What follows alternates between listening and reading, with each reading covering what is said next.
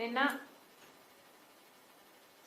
ఆంధ్ర రాష్ట్ర ప్రభుత్వం బడ్జెట్ ప్రవేశపెట్టడం జరిగింది. చంద్రబాబు గారి మేధస్సు గురించి, చంద్రబాబు గారి అపారమైన అనుభవం గురించి చాలా గొప్పగా చెప్పుకొచ్చారు. కానీ ఇది బడ్జెటా లేకపోతే మేనిఫెస్టోనా ప్రజలకైతే క్లారిటీ రాలేదు. అది చేసేస్తాం, ఇది చేసేస్తాం, మొదలు పెట్టేస్తాం అన్నట్టుగా మాట్లాడారు. చేసేస్తాం, ఇచ్చేస్తాం, మొదలు పెట్టేస్తాం ఇలాంటి మాటలన్నీ మేనిఫెస్టోలో చెప్పే మాట, ఎన్నికలప్పుడు చెప్పే మాట. బడ్జెట్ అంటే స్పష్టత ఉండాలి, బడ్జెట్ అంటే కేటాయింపులు ఉండాలి. కానీ ఈ బడ్జెట్ లో స్పష్టత లేదు, కేటాయింపులు లేవు.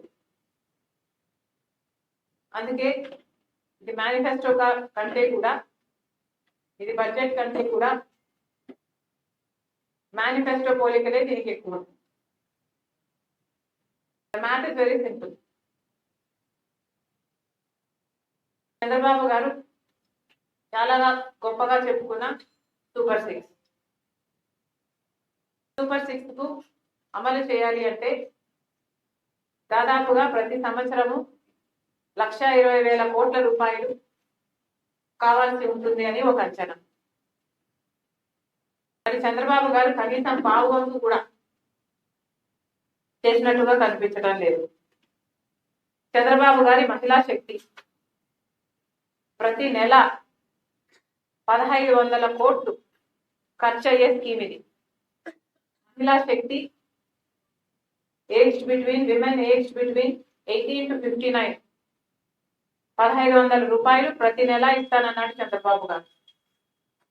1 కోటి మంది మహిళలను లెక్కేసుకున్నా కూడా నెలకే 1,500 కోట్లు ఖర్చు అయ్యే స్కీమ్ ఇది. ఇంకా 5 నెలలు ఉంది.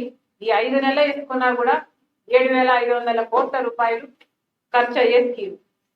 కానీ చంద్రబాబు గారు దీనికి రూపాయి కూడా కేటాయించలేదు. తల్లికి వందనం, 80 లక్షల మంది బిడ్డలు లెక్కేసుకుంటే, ఎందుకంటే చంద్రబాబు గారు ఒకరుంటే 15,000, ఇద్దరుంటే 30,000, ముగ్గురున్నా నలుగురున్నా 60,000 ఇస్తానని చెప్పాడు. నలుగురు బిడ్డలుంటే ఆ తల్లికి 60,000 రూపాయలు వస్తుందని చెప్పాడు.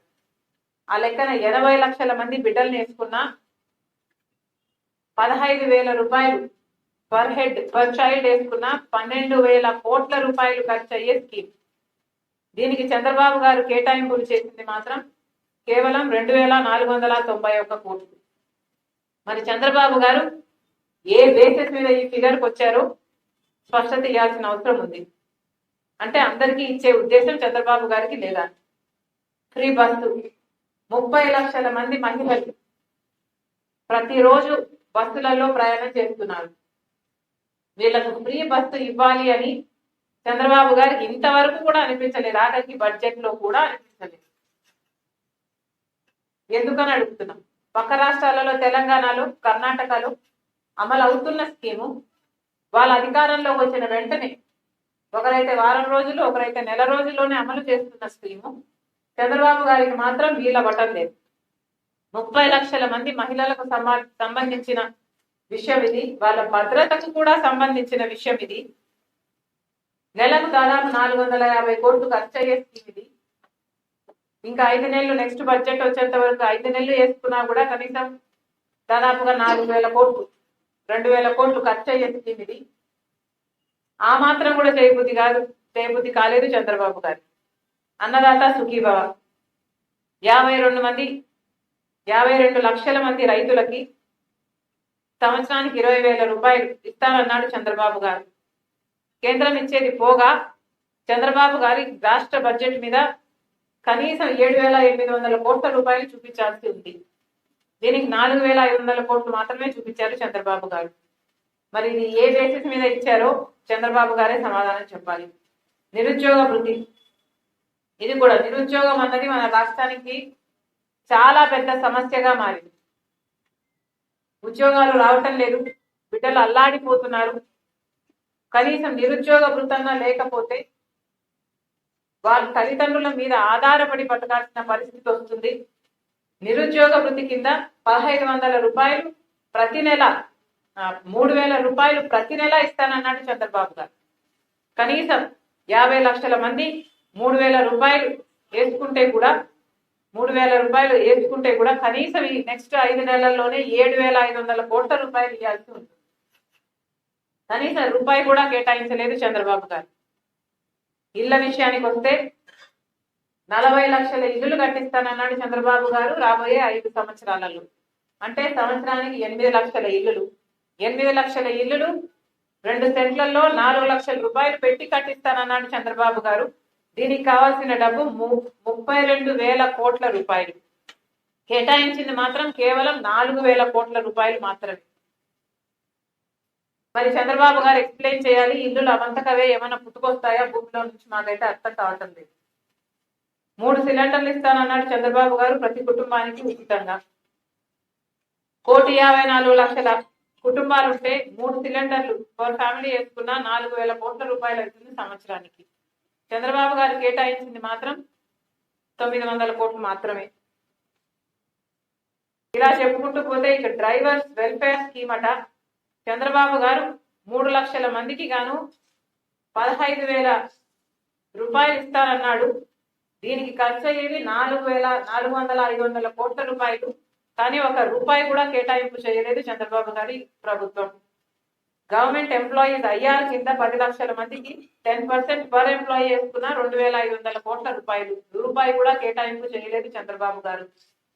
0 వడ్డీకే రుణాలు 83 లక్షల మందికి వేసుకున్నా కూడా కనీసం 5,000 కోట్ల రూపాయలు కావాలి. చంద్రబాబు గారు కేటాయింపులు చేసింది మాత్రం 2,050 కోట్లు. ఇలా చెప్పుకుంటూ పోతే లిస్టు చాలా ఉంది.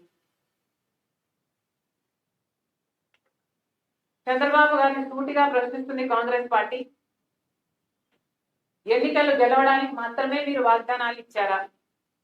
అవి నిలబెట్టుకునే ఉద్దేశం మీకు లేదా? ఇప్పటికే చంద్రబాబు గారు 17,000 కోట్ల రూపాయలు విద్యుత్ బకాయిల కింద జనాల నెత్తిన మోపారు. మీకు వైసీపీకి ఏమిటి తేడా? 5 సంవత్సరాలలో వాళ్ళు 35,000 కోట్ల రూపాయలు ప్రజల్ని పిండి వసూలు చేస్తే ఇప్పుడు మీరు కూడా ప్రజల రక్తం పిండడానికి సిద్ధపడలేదా? 17,000 కోట్ల రూపాయలు అంటే ఇది సామాన్యమైన భారం కాదు. కనీసం ప్రతి ఇంటికి వచ్చే పవర్ బిల్లులో 40% హైక్ ఉండబోతుంది. మరి చంద్రబాబు గారు కేటాయింపులు చేసేటప్పుడు వీటి గురించి ఎందుకు పరిగణలోకి తీసుకోలేదు? బీజేపీతో మీరు స్నేహం కొనసాగిస్తున్నారు. బీజేపీ ప్రభుత్వాన్ని మీరు అక్కడ కేంద్రంలో నిలబెట్టి ఉన్నారు. ఈరోజు మోడీ గారు అధికారంలో ఉన్నారు అంటే అది కేవలం ఆంధ్ర రాష్ట్ర ప్రజలు మీకు ఇచ్చిన బలం, మీరు ఆయనకి ఇచ్చిన బలం. ఇది ఇప్పుడే కాదు, గత 10 సంవత్సరాలుగా జరుగుతూనే ఉంది. అయినా కూడా మన రాష్ట్రానికి ఏది చేయకపోయినా కూడా, మోడీ గారు మన రాష్ట్రానికి ఒక గుర్తున్న ఇచ్చినా కూడా చంద్రబాబు గారు మాత్రం నెత్తిన పెట్టుకున్నారు మోడీ గారు. ఎందుకు అని అడుగుతున్నాం. బడ్జెట్ లో సూపర్ 6 కేటాయింపులు లేకపోగా కనీసం ఈ పవర్ బిల్లు అడిషనల్ గా ప్రజలు ఈసారైనా కాపాడతారు అనుకుంటే కనీసం ఇది కూడా చెప్పలేదు చంద్రబాబు గారు.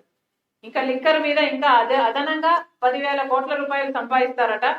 అంటే ఇప్పటికే బెల్ట్ షాపులు పుట్టుకొస్తున్నాయి. ఇక ఇది యథావిధిగా కంటిన్యూ అవుతుంది. రిజిస్ట్రేషన్ ఛార్జెస్ డబుల్ అవ్వబోతున్నాయి. ఇది ప్రజల బడ్జెట్ కానే కాదు. ఇది ప్రజల కోసం రూపొందించిన బడ్జెట్ కానే కాదు. ప్రజలను ఓట్లెత్తే యంత్రాలుగా మాత్రమే చూస్తున్నారు. ప్రజలతో ఓట్లేపించుకోవడానికి ఏం చెప్పాలనో మేనిఫెస్టోలో అది చెప్తున్నారు. ఎన్నికలప్పుడు ఆ వాగ్దానాలు ఇస్తున్నారు. ముందు వెనక ఆలోచించకుండా ఇస్తున్నారు. చంద్రబాబు గారికి తెలియదా 8 లక్షల కోట్ల రూపాయలు అప్పు చేసింది వైసీపీ ప్రభుత్వం అని? 11 లక్షల కోట్ల రూపాయలు రాష్ట్రం మీద అప్పుల భారం ఉంది అని? ఇవన్నీ తెలిసే కదా వాగ్దానాలు ఇచ్చారు. మరి అలాంటప్పుడు ఎలక్షన్లు అయిపోయిన తర్వాత, ఓట్లు వేయించుకున్న తర్వాత, మీరు గెలిచిన తర్వాత, మీరు అధికారంలోకి వచ్చిన తర్వాత, మీరే కాదు బీజేపీ పార్టీని కూడా మీరు అధికారంలో అక్కడ కూర్చోబెట్టిన తర్వాత ఆంధ్ర రాష్ట్ర ప్రజలకి ఇంత అన్యాయం చేయడం భావ్యం కాదు. ఇది ప్రజల బడ్జెట్ కానే కాదు అని